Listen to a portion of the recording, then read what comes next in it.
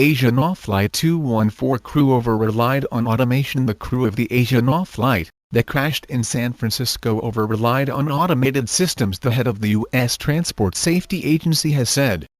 Chris Hart, acting chairman of the National Transportation Safety Board (NTSB), said such systems were creating serious errors.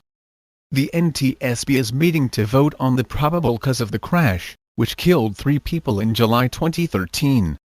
It was the only fatal passenger airline accident in the U.S. in 5 years.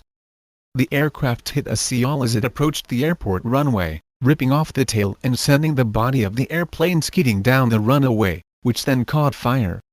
3 people died in the crash, including one Chinese teenager, who was run over by a firefighting vehicle in the chaos. During the meeting on Tuesday, Mr. Hart said the Asiana crew did not fully understand the automated systems on the Boeing 777, but the issues they encountered were not unique. In their efforts to compensate for the unreliability of human performance, the designers of automated control systems have unwittingly created opportunities for new error types that can be even more serious than those they were seeking to avoid, Mr. Hart said. Asiana has acknowledged the crew failed to monitor and maintain the plane's airspeed, which was likely to have been the cause of the accident, according to documents made public by the NTSB. The South Korea-based airline said those flying the plane reasonably believed the automatic throttle would keep the plane flying fast enough to land safely. But that feature was shut off after a pilot idled it, to correct an unexplained climb earlier in the landing. The airline argued the automated system should have been designed so that the auto throttle would maintain the proper speed after the pilot put it in hold mode.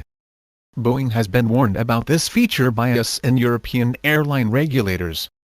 Asiana has a point, but this is not the first time it has happened, John Cox, an aviation safety consultant, told any of these highly automated airplanes have these conditions that require special training and pilot awareness. This is something that has been known for many years. Other issues found in the investigation are ones that have been a concern in aviation for years. The pilot that was flying the plane at the time of the crash, Captain Lee Kang-kuk, told investigators that he did not immediately move to abort the landing after it became unstable, because he felt only the instructor pilot had that authority.